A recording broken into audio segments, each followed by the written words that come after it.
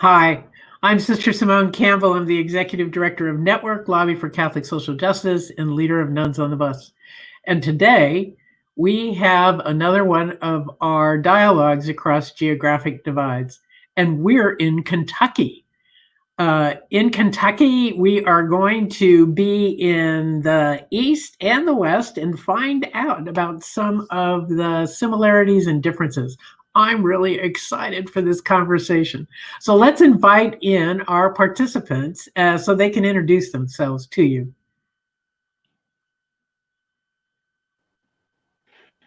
All right, I'm Sister Kathleen Wiegand. I'm a Benedictine sister. I live in Floyd County at the monastery. That's who I am. Okay, but Sister Kathleen, those of us that are uninitiated, we don't know where Floyd County is. Okay, Floyd County is about 2 hours southeast of Lexington. Which is in the middle of the state. So you're down toward the eastern boundary, right? That's right. We're close to West Virginia, Virginia, and Tennessee. Oh, all right. We're learning our geography. All right. Nina, do you want to introduce yourself?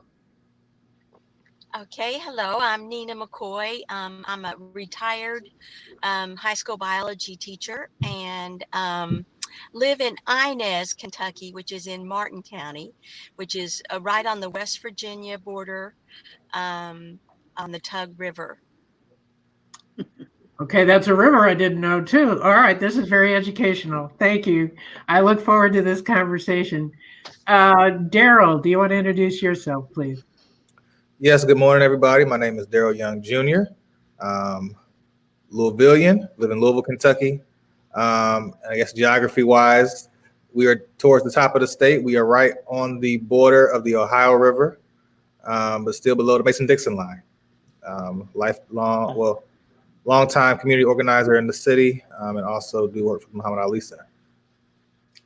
Oh, great. Yeah, the Muhammad Ali Center has been doing, you all have been doing some really great work. I'm going to be eager to hear your experiences. Destiny, can you introduce yourself, please? Thank you.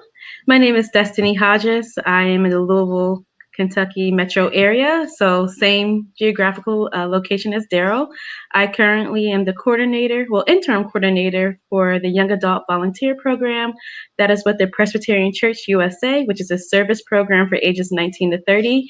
But as of 3 years ago today, I recently moved to Louisville metro area, away of Harrisburg, Pennsylvania. So I'm excited to be here and be part of the dialogue. Oh, right. And you can bring a fresh, both a worker's perspective, but also a fresh eyes to the reality in Louisville. This is going to be great. And last but not least, Sister Janet. Yeah, I'm Janet Peterworth. I am Ursuline sister of Louisville, native of the city.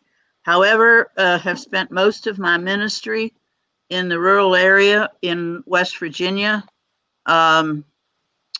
Was there for about 25 years. And so I have a sense of, I think, both situations. I've been involved in Louisville over the years in many different things. So I think that's sufficient. Okay, great. Well, you're going to be our bridge person then and help us talk about both sides of this divide where we're trying to build bridges. So this is perfect. Okay, so the way we're going to work this is we're going to have about a 10-minute conversation on the rural side. Then we're going to have a 10-minute conversation on the suburban side. And then we're going to bring folks together to talk about Kentucky as a whole, challenges you face, what's working, what's not working, and how we go ahead. I should note that Nina is supposed to have her husband also joining her, but he's at an emergency dental appointment. So we're hoping he'll be able to join us and be able to participate, but we'll find out. Okay, it's some of the adventure of doing this. Okay, you ready? Well, Yep. My backstage folk, Audrey, can I ask you to move some of our folks backstage and we'll do our rural conversation? Cool. Okay. So I got to visit you all guess it was in January before all the pandemic even happened. And it was such a new world to me. I'm wondering if Nina and Kathleen, can you just talk a little bit about what the geography is like where you are? And what are some of the challenges because of geography? Nina, if we've got you, maybe you ought to go first, because I know one of the challenges is our connection. So That's true. That's true. So yeah, this is Appalachia, and so it's hilly, some more so than others, but it is definitely what they consider coal country, which means that the coal industry has ruled this area for a long time, and basically has been able to divide us in ways that um, that make it harder for anything to get done by the people for the people. Starting in the Union Wars, I mean, starting back that long ago, they didn't want the people to have a voice. Um, we did get unions, but those unions have since been degraded through the divisive processes of the coal company. And my husband has joined me, so this is very good that he's here. Just right out fresh from the dentist chair.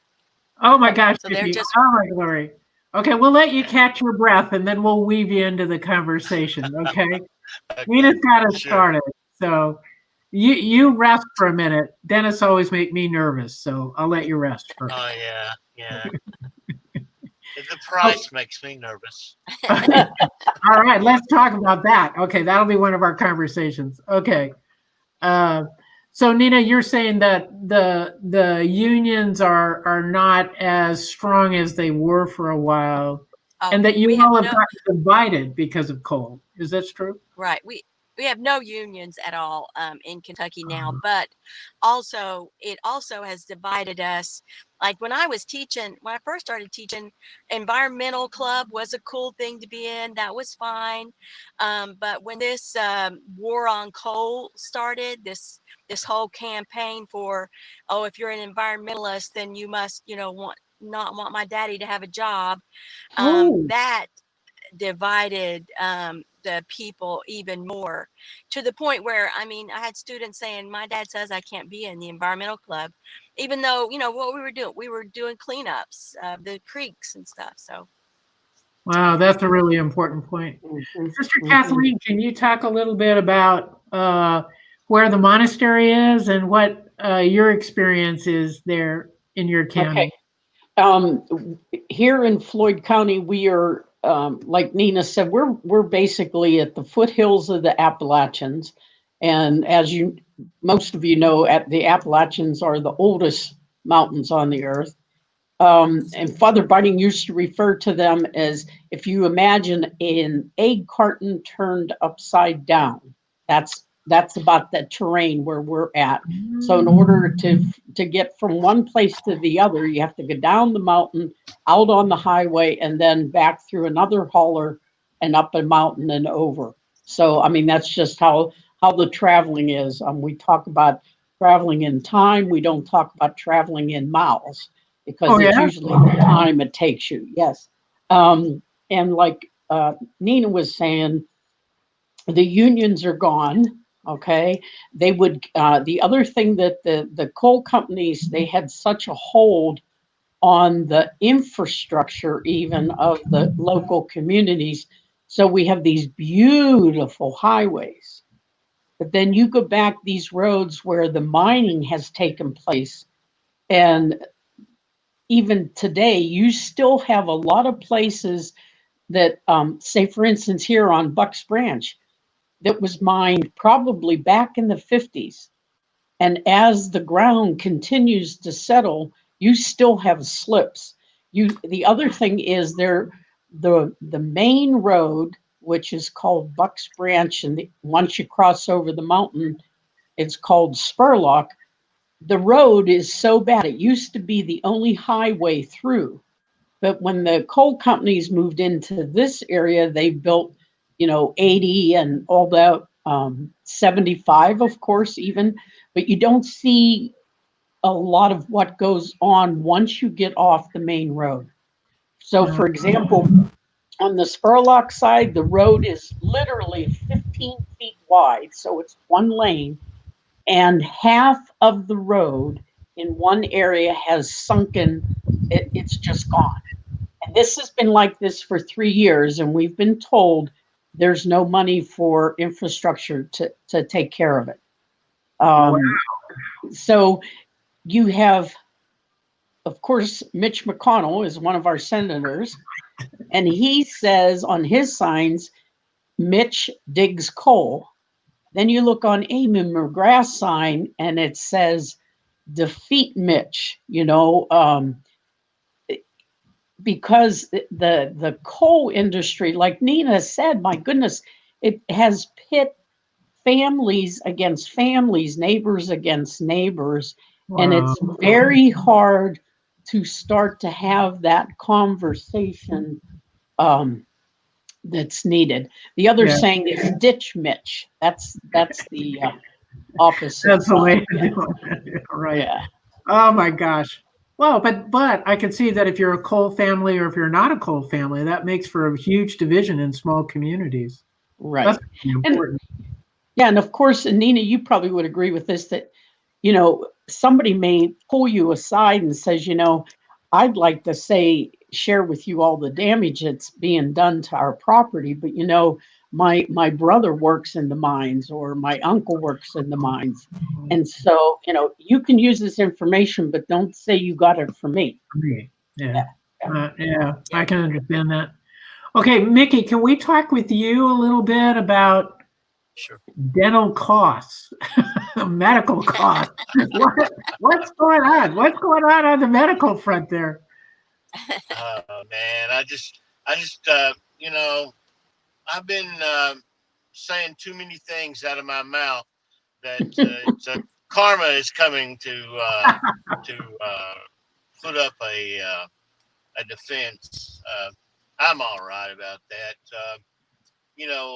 But healthcare, period, is terrible for the people here.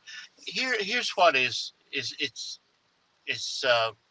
sickly ironic that Martin County, where we live, is 5-1 Republican on the registered that way. And for instance, Trump got 90% of the votes from Martin County that were cast went for Trump. 90%. Okay, now take Mitch. He will win our county, but our county is 40% or at or below the poverty level. You understand? And they're voting. They will vote for Mitch McConnell, and he is the one that's trying to close down social programs. So what they're doing, they're voting to cut their throat, but they continue to do it because I guess they're Republican because Lincoln won the war. I don't know, but it's so ironic because the thing about it is information is not getting to the regular folks in my community. Information about when he wants to dig into lower all the social programs Taxes. and so if they only knew that, but but they don't. you can no, you can preach all you want to, but people still don't understand.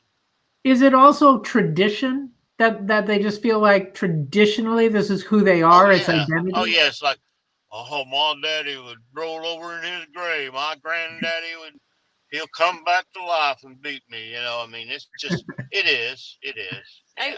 basically were not for splitting up the Union back in that time. So So there's an intersection here between the determination that we're Republican and the fact of not having any other message coming through. I must say, Right. oh, go ahead. Well, So I was going to say it's the propaganda, the so-called other side of fake news. You know what I'm saying? Is that because Mitch has much, much more money and Yeah. stuff like that, he can get out there and put the propaganda out there. Right. And now I have seen Mickey and Nina on Bucks Branch. I don't know how many different Amy McGrath signs we've seen. So she's the one that's running against him. Yeah. Yes. Yeah. So, but it's a It'll be propaganda. interesting. It's getting close. We'll find out. But I think we can talk about some of the challenges that you all are facing. All right, now hold these thoughts. You all are going to get to listen to the city folk, and then we're going to bring you back together. And so as you listen, think about what's different for you, what's similar for you, and then we'll have a conversation, okay? So, Audrey, shall we whisk our people away? All right, welcome back, city folk. Okay, welcome, city folk. I think having Mickey and it just come from the dentist kind of adds a whole different level of conversation to this thing about the realness of rural Kentucky. But before we get to sharing that conversation, okay, Janet, Destiny, Daryl, what's the reality in Louisville? Because so much of my current reading about Louisville, has been about Breonna Taylor. We need to acknowledge her death, say her name, and lift up the fact that it's been really challenging in your city on because of her death and because of and then the police not being prosecuted and all the other horrible things that have been going on. But this is a chance to open up both that racial piece, but also the bigger story of Louisville. So I don't know who wants to start, but can you describe a little bit about your work or what you see in Louisville, about what matters in Louisville? That might be city folk. And I don't know who wants to start. Well, I can speak to a little bit to that. Acknowledging, as you said, the whole situation with Breonna Taylor and the fallout from that, but prior to that, Louisville, by and large, will probably carry McGrath. Jefferson County and Fayette County have typically been Democratic and have typically carried those candidates. There's a lot more activism in the city, in the sense that Anina referred to the psychological divide in the rural areas related to coal and so forth. That's not a real issue here. We do have a lot of issues in the west end of our city because of pollution from industry down there. But generally, coal is not It's not the on issue. people's minds in the city. Yeah. At least I don't find it so. So I'll refer to some of the folks who may have some different insights. Okay, Daryl, I'm curious. What do you find at the Muhammad Ali Center and in your work? What are the dominant themes, the things you all care about there? So first off, I want to follow in the trend of what we've been doing and just lifting up Breonna Taylor as we're still seeking justice, regardless of the Attorney General's decision. I think what we are seeing now with the exposés and the things coming out, we see that case was not handled properly. So we are still very much so committed to making sure that I want to call it a travesty because a life was lost, but when we understand that these racialized outcomes are constantly perpetrated and perpetuated, it's not necessarily tragic because it's really commonplace, right? It should be a travesty, but it's just something that happens time and time again. We keep on just putting new hashtags and new faces to the movement. I'll speak more for myself. Okay. And really go from there. I was really listening really intentionally to the previous speakers talk about just coal's effect on the region in the rural area. And I always thought it was interesting because I think Louisville, although we are definitely probably the most metro of all the cities or the most urban of all the cities in Kentucky, we still have a lot of rural pride, a lot of suburban pride. And so coal was a topic that when I went to high school, I had friends or classmates whose families lived in Eastern Kentucky who lived in Richmond or lived in those outskirts cities. And it was that same kind of idea, right? And I always thought that we didn't do a good job about talking about coal. We, at least to me, it always seemed like from a city perspective, we would talk about people as backwards. Or talk about people. Well, why would they do that, right? And really, there's a lot of pride in coal mining because it's an industry that's supported, a lot of families for generations, a generational type of job, right? So I was hearing folks say, my daddy did it and my granddaddy did it. So it's hard to attack that kind of industry when it's so entrenched in your day-to-day lives. But in terms of what we're dealing with in Louisville. One of our taglines is a compassionate city, and I think what we have felt lately is that compassion has really not served us well if we can't get justice for a young woman who was shot in her sleep in her home, and then we see people who are exercising their right to protest being rounded up in churches. What we saw last week when you had protesters who were out and then went to a church to avoid police officers because churches are supposed to be safe spaces. Right. But you had cops waiting outside for protesters for hours to try to arrest them.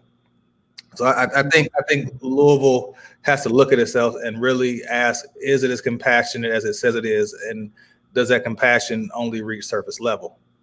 Yeah, good point. Good point. And I know we're short on time, so I don't want to dominate. Yeah. Okay, I appreciate that. We could go on this for a long time. I hear you. Thank you, Daryl. I appreciate it. Destiny, you're new to Louisville, so I'm curious. 3 years, I guess. You've been there a while now. But I'm curious, what are you seeing, and what's your current ministry, and how do you see it through the volunteers you work with? Yeah, thank you for asking. And just before I start to divulge a little bit about my 3-year experience, I just wanted to lift up what Daryl said, and I agree with you. And because of the light of certain things that have been going on in the city around the protests, we start to see, well, at least I have been noticing more about the history of Louisville and how the divide, not only racially, but economically, and how if you go to certain areas of the city that there's no proper busing or way to walk to get fresh fruits and vegetables. Being someone who is a transplant and used to live in Harrisburg, Pennsylvania, and served in elected official spaces, this is very important to the survival of community, how people are able to access not only fresh vegetables and fruits, but access to clean and safe parks, medical attention, things in that nature. So just being here my 3 years and seeing the shift, driving over different parts of the areas and seeing the racial and poverty divides and how they affect Louisville have been very heavily noticed, not only by me, but also the Presbyterian Church USA, and being anchored downtown along the river and how we choose to pay attention and what actions we choose to take. So far right now, the Young Adult Volunteer Program doesn't have any volunteers in Louisville. But Hmm. yeah, you would think we would, but Yeah, we I currently assumed don't. you TBD did. under my leadership. But previously, to the young adult volunteer program, there used to be an internship program who actually worked hand in hand not only with the local churches that extended beyond the Presbyterian Church, but other denominations and interfaith religious communities to come together and see how we can pull resources together. One thing that I have noticed just by being here in my 3 years is that it's a little harder to pull resources together because of people staying true to their, I guess, the things that divide us, if that's tracks, streets, areas, sections, and it has been a little hard to have those dialogues. And two, you really get entrenched into the community and really walk alongside people. You're not going to be able to see the fruitfulness. I have seen a lot of great things that have happened in the city of Louisville. So I don't want to paint this picture that there aren't great works going on as well, even though we are in the city and in light of everything that is happening and being lifted. I see people coming together. Not only around the Breonna Taylor tragedy, but also trying to look forward and what we can do to make sure it doesn't happen again, and also to support each other as a community for certain issues and things that we might currently need to address the needs of the city of Louisville. Wow, that is really important. Um, I'm curious if we could take a moment and lift up. I mean, this issue of racial divide, economic divide, I hear is a big piece, and trying to fit. And I'm fairly shocked by police using churches as a intervention point. I mean, I find that kind of shocking. But I'm curious. Could you each just say for just a minute what, or shortly.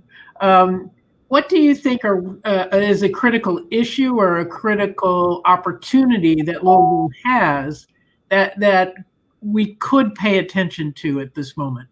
It's either an issue really is usually an opportunity, but how does this play out in addition to obviously the racial policing issue, which is in the headlines? So, it's very interesting for where I live at. So my zip code is 40203.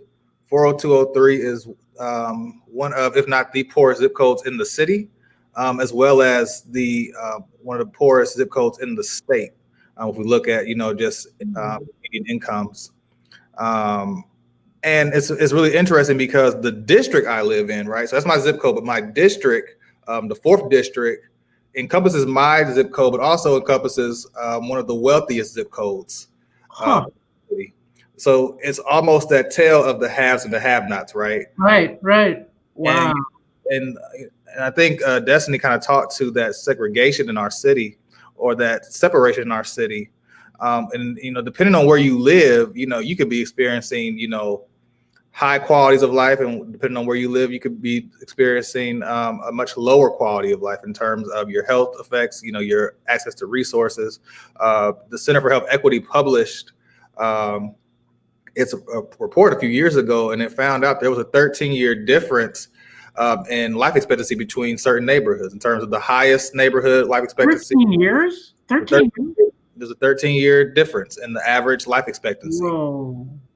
So I think Louisville, we talk about the opportunity and all that is right. So, we clearly have thriving neighborhoods. It doesn't make sense that, say Matthews can thrive while Russell is struggling, right? So it's how do we figure out, how do we, close that gap? How do we actually address these systemic issues, right? And instead of just follow the narrative that, poor people just want to be poor and bad people congregate together. So that is the only reason why, this part of town is the way it is. And I really want to say really quickly, when we talk about West Louisville, I am West Louisville adjacent, but a lot of people talk about the West End and how bad it is. But if you actually took West Louisville and all its neighborhoods and its boundaries and its population, West Louisville would actually be the 5th largest city in the state. If you actually incorporated it. So, have its trouble areas, but people try to paint it as some kind of war zone of criminal activity. And it's not that at all. There's some amazing people activities, resources in West End. But because there are some hot areas, people try to tell you that the whole entire space is that way, and that could be further from the truth. Wow. All right. Okay. I'm getting a word from the backstage that I'm going too long on this conversation. We're having, okay. So if we could quickly have you, Janet and Destiny, do what you see, and then we'll bring in, and we're having trouble keeping Nikki, Nina and Mickey in outside the dentist's office. So hopefully we'll have them back if we just briefly finish up here. So Destiny, do you want to go next? Sure. Thank you, sister. Just to chime in and kind of piggyback on what Daryl was saying about the zip code diversities, it's not something new. We know this is by design. Being a community economic development major, master's program, and also a elected official, we know how city lines are drawn to affect elections, to affect economic power, to affect wealth. So these things are not new, but it's just that they're shedding more light to these issues. So thank you for lifting that up and making this aware. And we need to really pay attention. And this is why not only do big elections like now matter, but your local elections matter, because these are the decisions where these lines are drawn. And it's not by design. I mean, it's not by coincidence that, you know, you have juxtaposing neighborhoods together who don't really mesh together, but are in the same district. So I want people to start really paying attention to what is going on, not only in their community, but their surrounding community, and how that your voice really matters when it's time to vote. Yes. Amen. Absolutely. Thank you, Destiny, for that call to action. Janet. Well, I would say that the West End is a result of white flight, frankly. I grew up in the West End, and it was a great place, and it still is. My house is still there. I've been down to see it, but it was a white flight issue, really, and that happened in the late '60s when there was a great deal of unrest nationally. I also think one of the issues that Louisville's dealing with is its school system. We had a very tumultuous situation again in the past with required busing in order to equalize, if you will, school opportunities. And now it seems like we're moving back more to neighborhood schools. And I think the issue is going to be, as long as the schools are getting their money based on property tax, that's got to change. There's got to be another way to fund our schools so that there can be equal education for all if you choose to go to a school in your neighborhood and you're choosing not to be bused across the city. So I think that's a whole future thing that Louisville's got to deal with. Wow. And that issue of racism, white privilege, white fragility, we've got to deal with these structural issues. We've got to. Yes. All right, that's going to be our next conversation. All right, now let me get our rural folk. If we've got, okay, do we have them? We have them. All right. We were nervous, Mickey and Nina, that we were going to miss you. So I'm glad you're here. I hope we can keep you. This is good. Okay, so we heard about the rural reality of distances, of describing how you have to travel in terms of time, not miles. We heard about the impact of coal and the issues of unions. We heard about healthcare and the fact of it not being fully supported, and some of the political consequences of people not being engaged fully in the local political process, as well as the national election. And then urban, we heard, I mean, it's interesting, acknowledging the racial divides, the economic divides, and the challenges faced in both education, but also in people being involved in the local local political reality and how local decisions make a difference. And the importance of seeing dealing with structural racism and dealing with the economic divides. So those are what I'm hearing as brief summaries. So now we get to talk together. And I don't know where to start. If one of you has a place to start, because part of me wants to explore the economic differences, because my hunch is urban and rural has similar economic differences. But I'm wondering, education, economics, where do you want to start?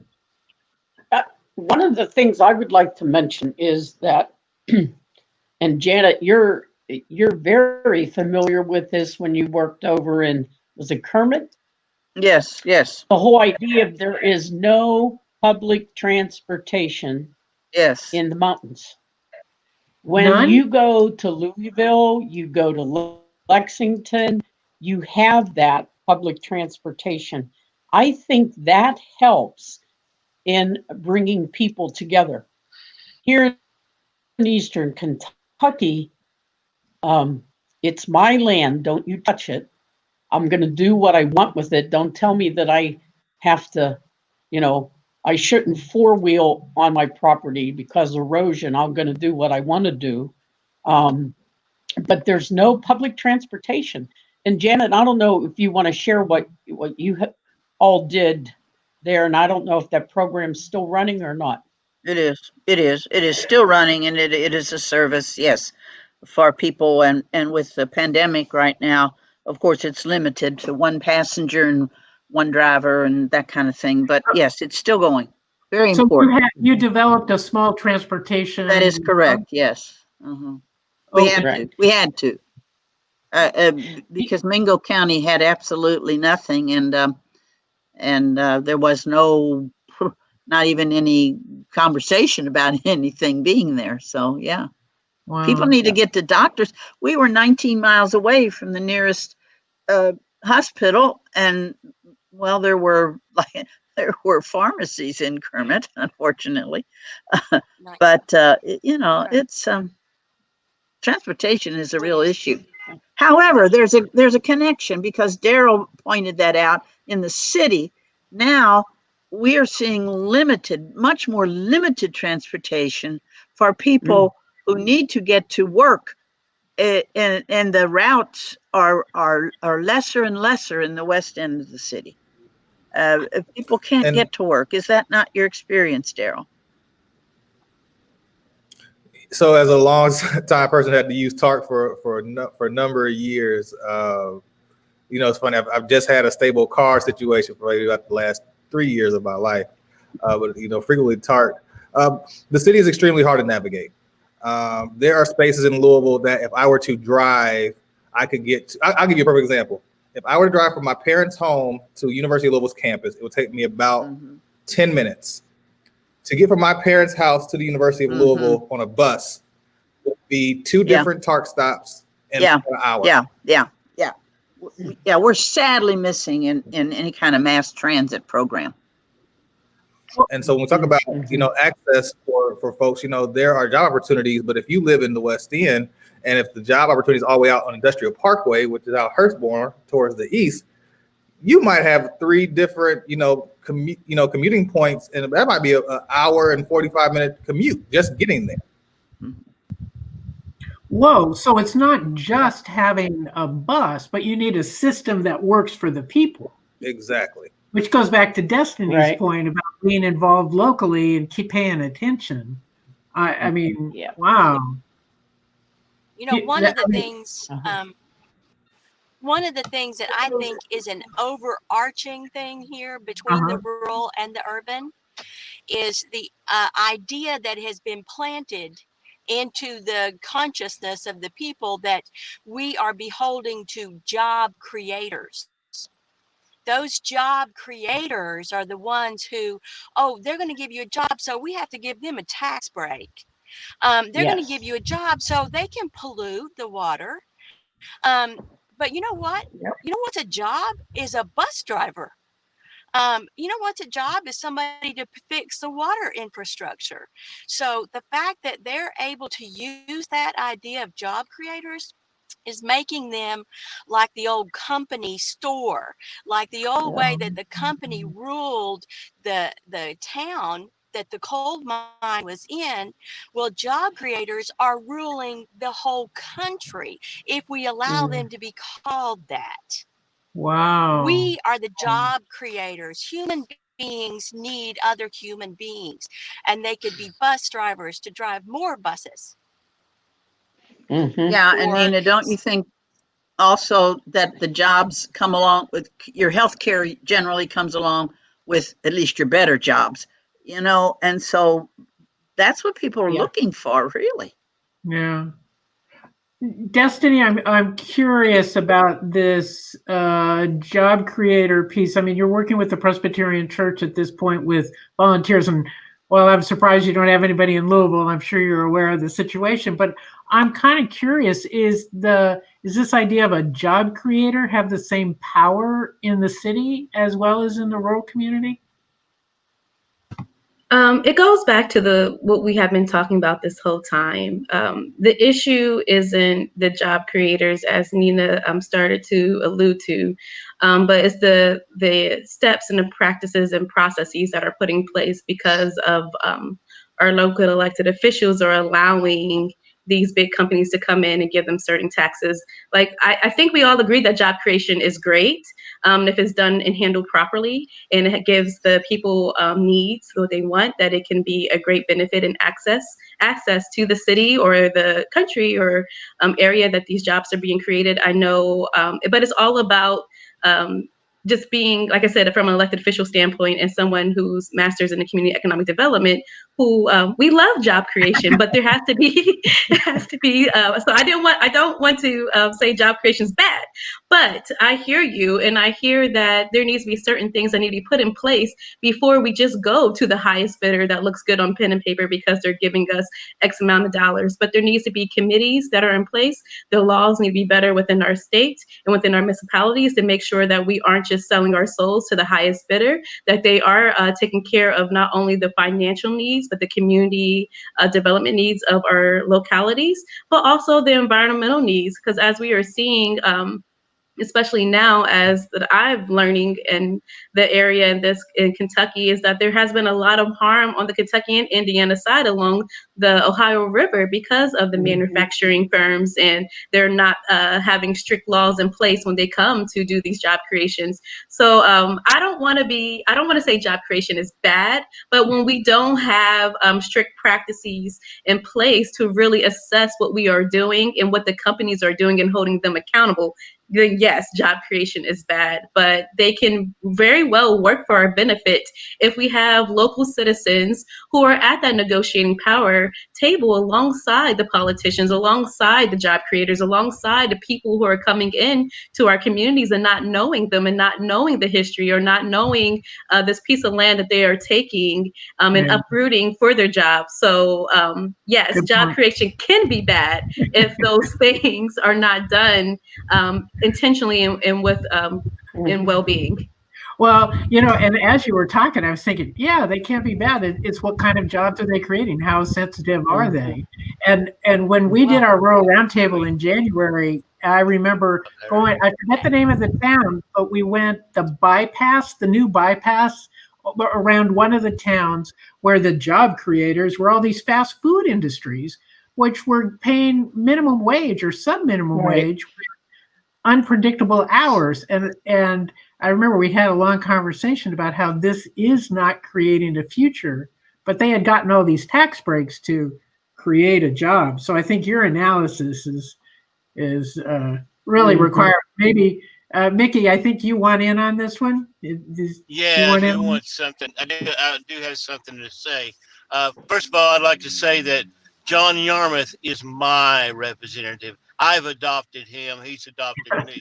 The only He's from Louisville. real Everybody, you congressman. need to know he's from Louisville. Okay. Yeah, Okay, the only guy that I just want to get that out of my mouth. And secondly, I was very fortunate at the University of Kentucky during my where I got my degree and then came back and taught school to have Harry Cottle as one of my teachers. And he would give these great monologues, and it was just beautiful. It was like a performance every day. You didn't ask any questions until the last 15 minutes of class, because an hour and 10 minutes was Harry's, you know? So, and it Wow. was, that was okay with me. But what he said one time, he said, Kentucky doesn't have 120 counties. Kentucky has 120 kingdoms, and every Yep. kingdom has a king. Now, that is where the problem lies with Wow. hurting our representation, like Mitch McConnell. When Mitch comes into Inez, Kentucky, he will visit one. There, there are two houses. He will visit one of the two houses where the money is, where the money is, and the kings live. You understand? And this is all around Eastern Kentucky. It has been, it's been easier for Congress people to visit their home counties, because they don't have to go but just once every 6 years or twice, and just one or two of the counties, and the king and his court will be there writing checks. By Holy the name of Jim Booth. And you know, Uh, uh, uh, and you Oh know, yeah, this when will we be talk about started. I remember this. Yes. and when we talk about job creators, if a company is a job creator, well, then they're doing their stakeholders really wrong, because that's not the point of a company. They can't call themselves job creators.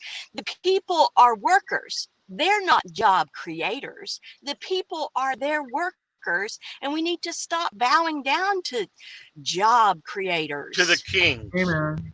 To the They're kings. making money. I They're hear money that. I makers. hear that.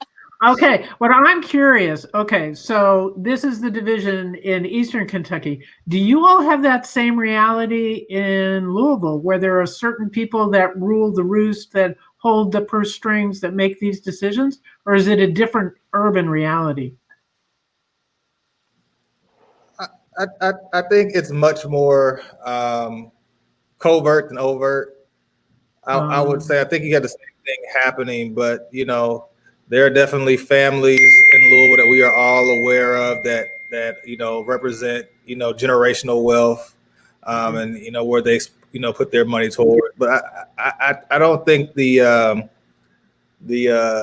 trail is as easy to identify as it is in a rural space. When I think people understand, like, this person, this family, this industry is clearly the ones pulling the puppet strings. I think it happens in urban areas, but I think it's a lot harder to recognize unless you are in that's those interesting. circles. It gets diluted by the number of people, and it's not so readily identifiable. That's an important point. Yeah, I think of Louisville, and I think of bats, and I think of the Kentucky Derby. Those are my two thoughts. But anyway, I'm sure there's a lot more to the story than that. Yeah. Okay, we're almost out of time, and I'm just going to ask what do you think the rural community needs to say to the city, and what the city needs to say to the rural community? What are the cross messages? Because I heard a bit of this, that sometimes city folk can think country people are, not so smart for staying in the country, and country folk can think city folk are pretty uppity or huffy or not focused on family. So I'm curious to go the other way and say, okay, what are the messages? What are the messages you've got for each other?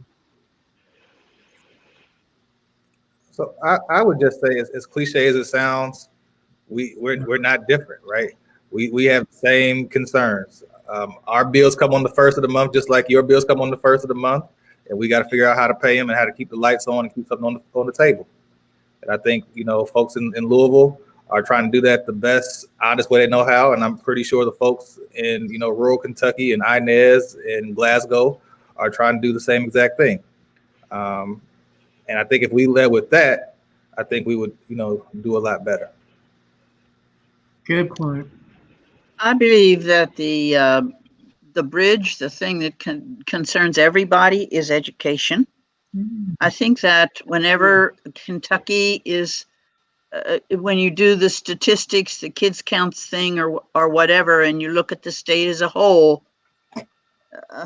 Kentucky tends to be pretty far down on the totem pole of when they start showing the ranking of states in lots of things, but always in education, it seems to me. And so, good teachers, good people in our schools, like the Mccoys, who have taken their hits for being the good people in the schools and speaking a different kind of message. I think across urban and city, I mean urban and rural, it's good schools and something that the lawmakers can do to help those schools. And Good I point. think, go ahead. You go, Kathleen. Okay, I agree with you, Janet. The education and even beyond the standard education that the kids get, but it needs to move on to adults. For example, I think of Kentucky Power wanting to raise the rate 25% for all its customers. That's considered AEP. I don't know who has that, but the base rate, which everybody gets charged, will raise. Plus, they've asked the Public Service Commission for a 25% increase on electric, which means this is their third time for an increase.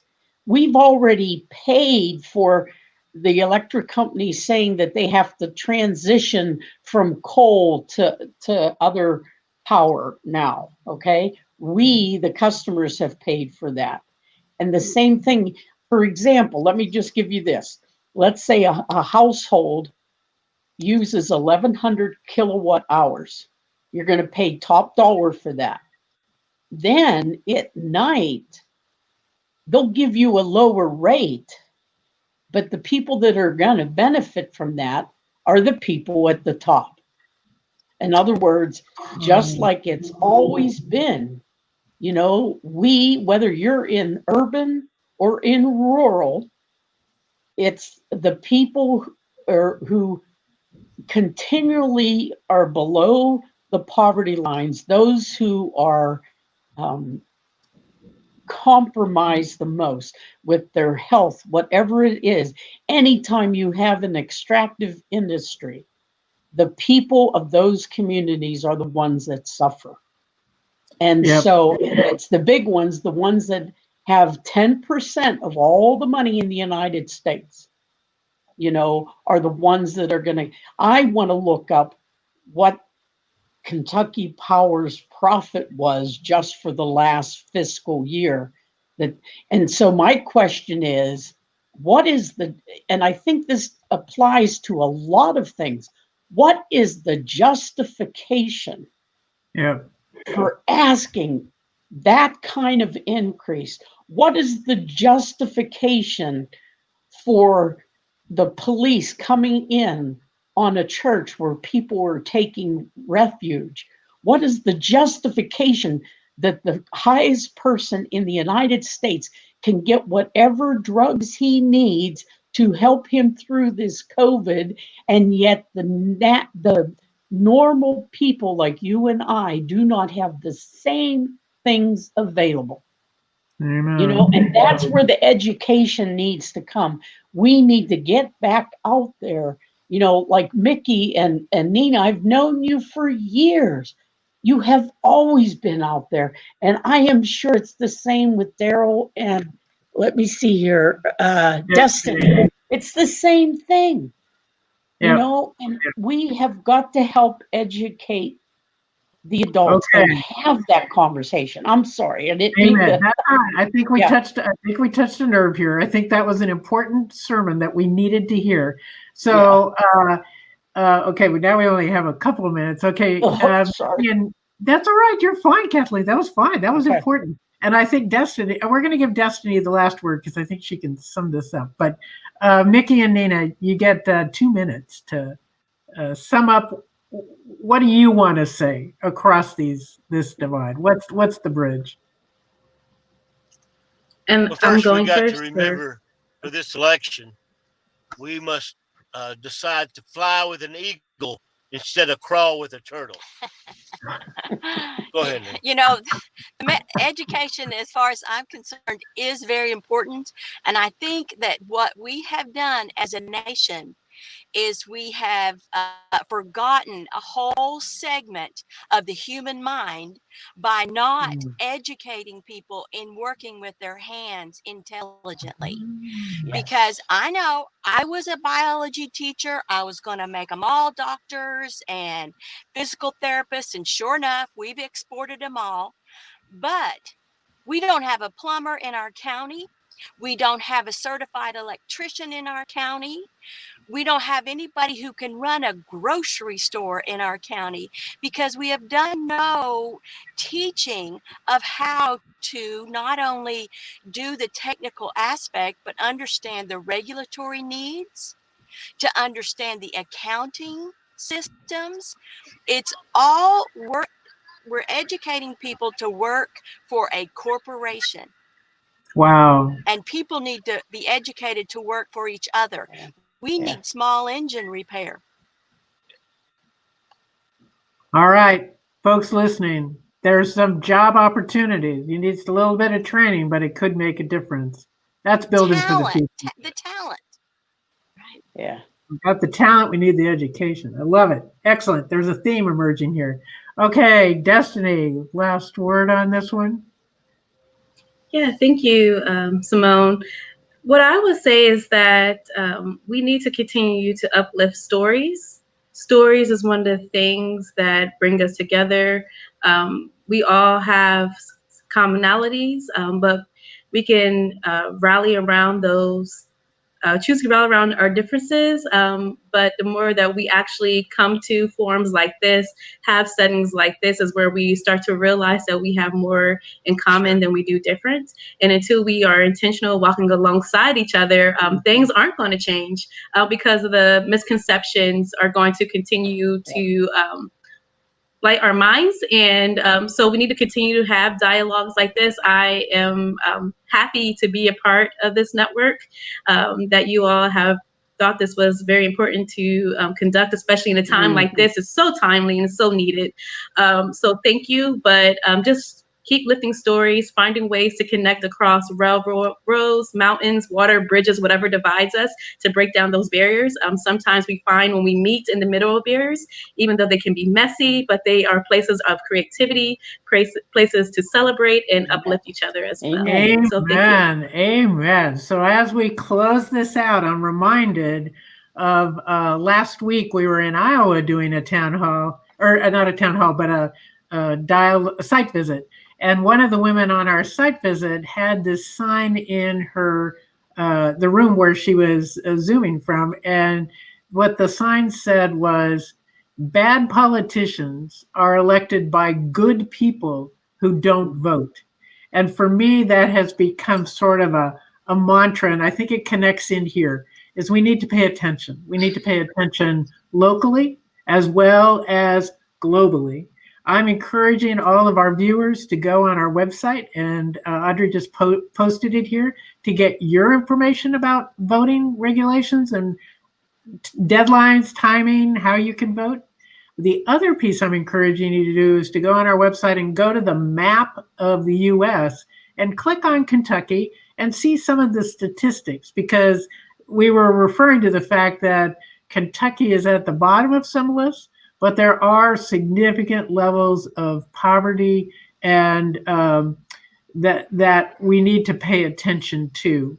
And that piece is part of this effort to bridge back, to build, to find new jobs that are real, invest in our community. Don't let job creators, run away with the store because they're only doing business. That's their job. So we're all in this together. So Thank you very much, Kentucky. Thank you, Sister Janet. Thank you, Destiny. Thank you, Daryl. Thank you, Sister Kathleen.